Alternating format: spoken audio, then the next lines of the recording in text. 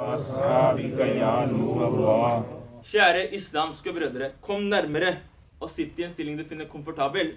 Helst at-tahiyat stilling, og senk blikket og forsøk å lytte til følgende bayan med full konsentrasjon, fordi ved å se hit og dit, ved å leke på gulvet med din finger, eller ved å rote omkring med dine klær, kropp eller hår unødvendig, er det mulig at barakat av følgende bayan tas vekk. Mine kjære islamske brødre, dagens natt, eller den natten vi er samlet her i dag for, kalles for Shab-e Barat, Laylatul Bara. Den natten der hvor Chutkare Kirat, man får frigjørelse denne natten her. Så under bayan og under hele samlingen, forsøk å være her til stede og forsøk å være fokusert og vær med i samlingen slik at vi får gjort det vi er her for å gjøre. I natt så står det er berettet at våres handlingsregister, Amal Nama, blir presentert hos Allah Azza wa Jal. Hvor fint hadde det ikke vært at helst alle sidene, men i hvert fall at de siste sidene, at de er skrevet med gode gjerninger når de blir presentert hos Allah Azza wa Jal. Herskeren av Medina, sallallahu ta'ala alaihi wa alihi wa baraka wa sallam, har uttalt: Og folk, uten tvil, den som straks vil bli befridd fra lidelsene og regnskapene på dommens dag, er den personen som resiterte drøssevis av salawat, drøssevis av drud sharif på meg i denne verden. Sallu al-habib sallallahu ta'ala ala Muhammad sallallahu alaihi wa alihi wa baraka wa sallam. Mine kjære islamske brødre, før dere utfører en hvilken som helst god gjerning, lag vanen av å gjøre gode intensjoner, gode nyheter, før den gjerningen, sånn at den handlingen vi utfører også blir til thawab. Den hellige profeten sallallahu ta'ala alaihi wa alihi wa baraka wa sallam har sagt: Niyatul mu'mini khairum min amali. Altså den troendes intensjon er bedre enn hans handling. Så ved å handle på denne hadisepak gjør vi niyat om at inshallah rahman kommer vi til å være med i bayan for å tilfredsstille Allah Azza wa Jal, inshallah Azza wa Jal. Under bayan, for respekt av islamsk kunnskap, skal vi prøve å sitte i at-tahiyat stilling så lenge vi makter. Vi skal unngå å skumpe, dytte, stirre, og vi skal unngå å bruke mobiltelefonen, inshallah Azza wa Jal. Jeg har også intensjon om at jeg skal holde bayan ut fra det som er skrevet, og for å tilfredsstille Allah Azza wa Jal. Sallu ala al-habib sallallahu ta'ala ala Muhammad sallallahu alaihi wa alihi wa baraka wa sallam. कोई गुल बाकी रहेगा, ना चमन रह जाएगा, पर रसूलुल्लाह का दीने हसन रह जाएगा. Ingen blomst vil bli igjen, heller ingen hage, men den ærede religionen av Allahs profet sallallahu alaihi wasallam vil bli igjen. हम सफीरों बाग में है कोई दम का चहचहा, बुलबुले उड़ जाएंगी, सूना चमन रह जाएगा. Observer, fuglenes kvittring er ikke mye igjen. Nattergalen vil fly av sted, den øde plassen vil bli igjen. Atlas kam ख्वाब की पोशाक पर नाज़ाना हो, इस तने बेजान पर खाकी कफन रह जाएगा. Ikke vær stolt over dine praktfulle plagg. På denne livløse kroppen vil det kun bli igjen et likklede av støv. Mine kjære islamske brødre, en gang satt den respekterte tabi i helgen, Sayyiduna Hassan Basri rahmatullahi ta'ala alayh, ved døråpningen ved huset sitt. I det passerte en janaza, en gravefølge, forbi. De rahmatullahi ta'ala alayh sto opp og fulgte etter følgen. I følge var det en liten pike som løp med imens hun gråt, hysterisk og hylende. Hun sa: Å kjære far, i dag må jeg igjennom det jeg aldri har vært igjennom før. Da sa Sayyiduna Hassan Basri rahmatullahi ta'ala alayh: at datter, det er ikke du som må igjennom, men det er din far som må igjennom det han aldri har gjennomgått før. Neste dag så de rahmatullahi ta'ala alay, den samme piken gråtende gå mot gravlunden, gå mot kabristan. Sayyiduna Hassan Basri rahmatullahi ta'ala alay følte etter for å tilegne seg skrekk. Altså reflektere på livet etter døden. Ved ankomsten til kabristan, til gravlunden, omfavnet den lille piken graven til sin avdøde far. Sayyiduna Hassan Basri rahmatullahi ta'ala alay gjemte seg bak noen busker. Den lille piken la sitt skinn på jorden imens hun gråt og sa: «Å kjære far, uten noen lampe og uten noen du kunne finne trøst hos, hvordan har du tilbrakt gravens første natt? Å kjære far, i går natt var det jeg som tente lampen for deg hjemme. Hvem er det som skal ha tent lampen for deg i graven i natt? Å kjære far, i går natt var det jeg som strakk ut sengetøyet for deg hjemme. Hvem skal ha strekket ut sengetøyet for deg i graven i natt? Å kjære far, i går natt var det jeg som masserte dine hender og føtter hjemme. Hvem skal ha massert dine føtter og hender i graven i natt? Å kjære far, i går natt var det jeg som ga deg vann for å drikke hjemme, da du skal ha blitt tørst i natt og ønsket å drikke vann. Hvem skal ha hentet vann for deg? Å kjære far, i går natt var det jeg som strakk dynen over deg. Hvem skal ha strukket dynen over deg i natt? Å kjære far, i går natt var det jeg som drev og tørket svetten fra ansiktet ditt. Hvem skal ha tørket svetten din i graven i natt? Å kjære far, hver gang du ropte på meg til i går natt, kom jeg. Hvem skal du ha ropt på i natt? Og hvem skal ha kommet når du har ropt, kjære far?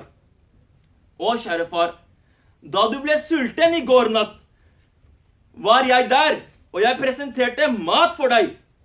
Hvem er det som skal ha gitt deg mat i natt? Å kjære far, til i går var det jeg som har tilberedt forskjellige matretter for deg. Hvem skal ha laget maten i natt? Gravens første natt. Etter å ha hørt den sorgfulle og triste lille pikens smertefulle ord, gikk Sayyiduna Hassan Basri rahmatullahi ta'ala alay bort til den piken og sa: mine kjære islamske brødre, dagens tema, det er gravens første natt. Og som jeg nevnte i stad, så er det sånn at i løpet av den natten i dag, så blir våres handlingsregister presentert hos Allah Azza wa Jal. Og enkelte ting blir bestemt i natt. Det blir blant annet bestemt hvem som skal dø i løpet av det kommende året.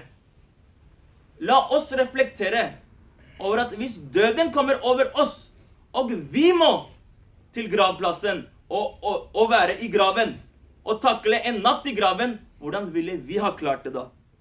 I så fall, så sa Sayyidina Hassan Basri rahmatullahi ta'ala alay til den lille jenten at si heller slik, og datter: å kjære far, imens du ble begravd, ble ansiktet ditt vendt mot Qibla. Er den fortsatt i samme tilstand nå, eller har den blitt vendt andre veien? Å kjære far, du ble begravd med et rent og pent liksøl, kaffen. Er den fortsatt like ren og pen? Å kjære far, du ble lagt i graven mens kroppen din var hel og uskadd. Er den fortsatt like hel, eller har insektene spist den? Å kjære far, ulama, lærde forteller at under gravens første natt vil man bli spurt om iman. Og enkelte vil svare, mens andre vil være fortvilet: har du svart riktig på spørsmålene, eller mislykket du? Å kjære far, ulama forteller at for enkelte som dør, blir graven romslig, mens for andre trekker den seg sammen. Har graven utvidet seg for deg, eller har den trukket seg sammen? Å kjære far, ulama forteller at noens liksvøp, kaffen, blir byttet med liksvøp fra Jannah, mens for andre blir den byttet med liksvøp full av Jahannams flammer. Ble ditt liksvøp byttet med Jannas liksvøp, eller ble den byttet med flammer? Å, kjære far, ulama forteller at graven klemmer enkelte på samme måte som en mor klemmer sitt savnede barn og tar det inntil seg, mens andre blir brutalt most slik at ribbeina blir smadret og fletter seg med hverandre. Har graven klemt deg liksom en mor, eller har den smadret ribbeina dine? Å, kjære far, lærde forteller at når liket blir senket i graven, angrer den på 2 måter. Hvis han var from, hvis han var nek, hvis han var en god person, angrer han på hvorfor han ikke utførte flere gode gjerninger. Og hvis han var en synder, angrer han på hvorfor han utførte de syndfulle gjerningene. Så, å kjære far, angrer du for å ha lite gode gjerninger, eller for syndene? Å kjære far, da jeg ropte på deg i går, svarte du, i dag er jeg så uheldig at jeg står rett ved siden av din grav og groper, men jeg kan ikke høre dine svar. Å kjære far, du har forlatt meg på den måten at vi ikke kan møtes igjen før dommens dag. Å barmhjertige Rabb Azza wa Jal, ikke fraberøv meg muligheten til å møte min far på dommens dag. Etter å ha hørt Sayyidina Hassan Basri rahmatullahi ta'ala alayh fortelle dette, sa den lille piken, å min mester, dine rådfulle ord har vekket meg fra den forsømmelige søvnen. Etter å ha hørt dette, returnerte henne tilbake med Hassan Basri rahmatullahi ta'ala alayh imens tårene rant. आंखें रो रो के सुजाने वाले, जाने वाले, नहीं आने वाले, कोई दिन में ये सारा ओजड़ है. अरे ओ छावनी चाने वाले, नफ्स मैं खाक हुआ, तू ना मिटा, है मेरी जान को खाने वाले. साथ ले लो मुझे, मैं मुजरिम हूँ, राह में फिरते हैं थाने वाले. हो गया धक से कलेजा मेरा, हाय रुखसत की सुनाने वाले. Kjære islamske brødre, dere har garantert besøkt en eller annen gravlund en eller annen gang i livet. Har du noen gang reflektert over hva den sørgmodige vinden, den triste atmosfæren roper ut? Den sier, å dere som er tilfreds med det verdslige livet, alle dere må en eller annen dag komme hit til ensomheten i gravens dype grøft. Husk, disse gravene som ser identiske, like ut fra utsiden, det er ikke nødvendig at de er like innenfra. Ja, hvis den som er begravd under denne sandhaugen var en som utførte sine salah regelmessig, fastet i Ramadan og Mubarak, utførte etiqaf i den hellige måneden av Ramadan, i minste fall satt i etiqaf de siste 10 dagene, var elsker og respekterte Ramadan, ga full zakah i tilfelle det hadde blitt obligatorisk på ham, hadde halal inntekt, visste fornøyelse og syntes at den halale inntekten var tilstrekkelig, pleide å resitere Koran, pleide å utføre nawafil av tahajjud, ishrak og chasht og gawabin, var ydmyk, oppførte seg vel, hadde en håndfull med skjegg i forhold til sharia, pyntet hodet sitt med imama, elsket sunna, pleide å adlyde sin mor og far, utførte de pliktene han hadde overfor folk, elsket Allah Azza wa Jalla og hans kjære profet sallallahu alaihi wasallam, elsket sahaba ikram alihim og ridwan, ahle bete uzzam, awliya ikram rahimahumullah salam, inderlig, da kan det være med heder fra Allah Azza wa Jalla og hans profet sallallahu alaihi wasallam, at hans grav, som ser ut til å være en liten haug med sand, har blitt strekt ut så langt øyet kan se, og at Jannas vindu har åpnet i graven. Og under denne synlige sanden kan det hende at det er en vakker hage av Jannah. Men da er det krav om å utføre sånne gode gjerninger. Og på den andre siden, mine kjære islamske brødre, la oss fokusere. Gjør jeg disse gode gjerningene, eller gjør jeg noe annet? Hvor er det min tid blir brukt? Det er 24 timer i løpet av døgnet. God tid. Vi gjør diverse ting. Enkelte ting foran folk, enkelte ting alene. Men hva gjør vi? La oss fokusere litt.